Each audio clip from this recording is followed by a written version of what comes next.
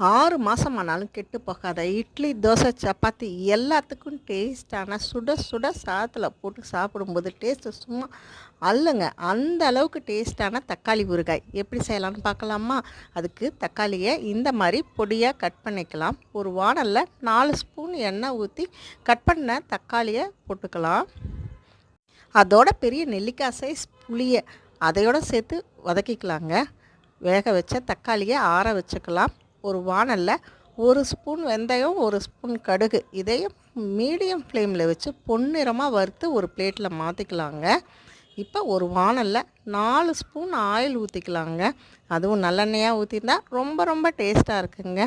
4 spoon oil, 1 spoon கடுகு, 1 spoon பெருங்காயத்தூள், 1 spoon கை நிறைய பூண்டையும் போட்டு நல்லா பொன்னிறமாக வதக்கி நம்ம கட் பண்ணி வச்சுருக்க தக்காளியை ஒரு மிக்ஸி ஜாரில் பல்ஸ் மோடில் போட்டு அரைச்சி அதையும் ஊற்றிக்கலாங்க.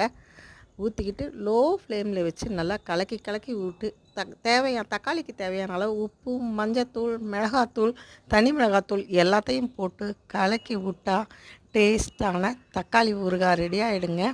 இப்போ நம்ம பொன்னிறமாக வறுத்து வச்சுருக்க கடுகு, வெந்தயத்தூளையும் போட்டு இறக்குனா டேஸ்ட்டான தக்காளி ஊறுகாய் ரெடி ஆகிடுச்சுங்க. இது 6 மாதம் ஆனாலும் கெட்டு போகாதுங்க.